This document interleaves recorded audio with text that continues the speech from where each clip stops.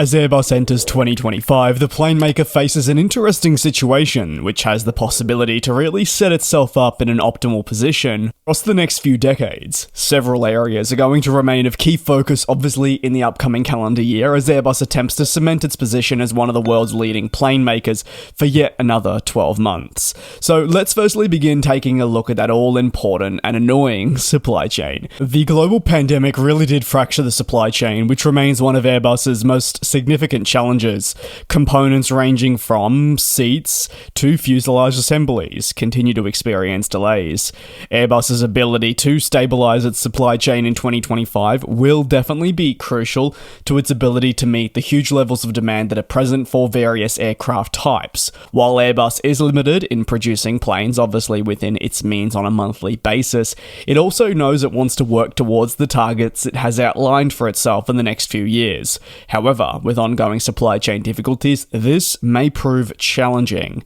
Airbus knows it needs to take all the right steps to continue building relationships with plane makers, with companies inside the supply chain, and it also needs to find out why so many companies that form part of the supply chain have had issues, and how to navigate these moving forward. One thing that is also grappling Airbus in a good way is the unprecedented demand for aircraft that we are currently seeing, and the airline's general rush to modernise their fleets and prepare for continued growth well into the 2030s. As delivery slots become scarce, airlines are ordering well before their requirements to ensure that they get the planes when they need them, even if this is to the early to mid stages of the next decade. As a result, the backlog for key aircraft types, such as the A320neo family, are only growing. Meeting delivery targets is a top priority for Airbus, as delays risk complications that have knock-on effects, like witnessed over at Boeing. In 2025, Airbus will want to steadily ramp up production rates for a host of its aircraft, addressing a backlog that at times is spanning over a decade.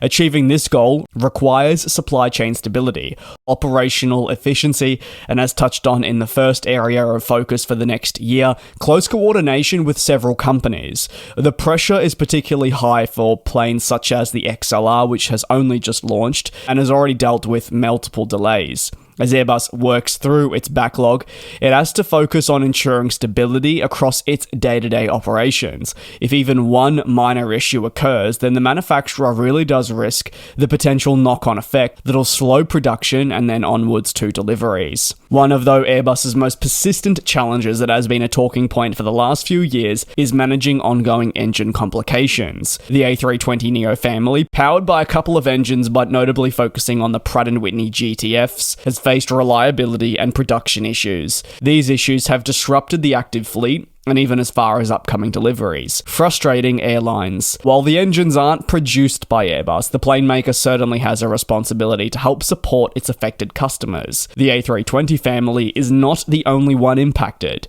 The A220, which relies on Pratt & Whitney, has also been feeling the heat, and the effects stretch even towards Boeing planes, which are not powered by your Pratt & Whitney GTFs, but even at Rolls-Royce there are difficulties there. Engine manufacturers are always going to remain critical partners in Airbus's attempts to succeed in 2025, for without them, there's no plane. However, the difficulties these companies face in meeting the demand and resolving ongoing issues with their engines from a maintenance standpoint and more do affect Airbus's ability to succeed in the way it may want to. For airlines, these engine issues translate into grounded aircraft and complexities in their day-to-day operations, which leads to frustrations that then see everything just build and build and build to what you'd imagine as a breaking point. In 2025, Airbus must work closely with engine suppliers to ensure that some improvements are made. Several airlines are not forecasting improvements until early 26. Others will hope that 2025, however, will be the all-important turning point that they have been waiting so patiently for. While Airbus is firmly focused on its current portfolio, the plane maker also recognises the importance of continuing to innovate and doing so in this next calendar year and beyond. Airbus is uniquely positioned where it faces limited competition from Boeing, who have had their issues and stated that financial challenges mean a new plane is not possible for them at the moment. While Airbus won't necessarily launch a new commercial airliner in 2025, ongoing studies are crucial. And Airbus will feel that it can actually get a little bit ahead on Boeing in this regard, allowing it to really be a long-term success.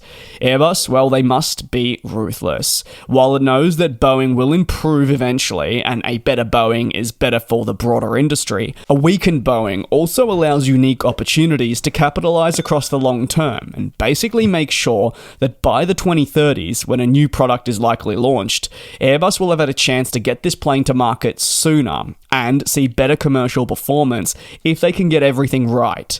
Striking, though, the right balance between technological advancements and also feasibility is something Airbus will need to work towards. They want to deem that their next plane, which will likely be a clean sheet, will be the substantial upgrade that is worthwhile purchasing and will have to fly until the 2060s and beyond. Capitalizing on Boeing's turmoil and launching their program just a few years prior, as I touched on, would be huge, with current reporting stating that an A320neo replacement may be one of those planes on the cards, as when taking a look at the A350, it remains relatively new and will be delivered into the 2030s and beyond, but never rule out, say, a new engine option. The A220 is another focus. It's become an integral part of Airbus's product lineup and has largely been a success in the several markets that the plane maker targeted when it took on the jet. The aircraft has also been well received by airlines thanks to its capabilities. However, it has also been a program that has not been without its challenges. Supply chain issues and those engine complications that I talk about has not helped the program from a production standpoint, and Airbus has come out and stated that the economics of the plane means that they have not really achieved a long-term profitability with this yet. So in 2025, they'll want to continue to refine their approach to the 220, efforts that are crucial to make sure that this is a plane that only continues to thrive, and we know it's going to be an important pillar for the Airbus commercial airplanes division for years to come when you consider once more that Boeing doesn't really have a perfect competitor to this. You're really just looking at Embraer and their E2. So for 2025 at Airbus, it's a year of both challenges, but also you'd lean on opportunities. The reward is really high if the plane maker can actually capitalize on the misfortune of its competitor Boeing. However, navigating complexities when it comes to supply chains and more will be of focus.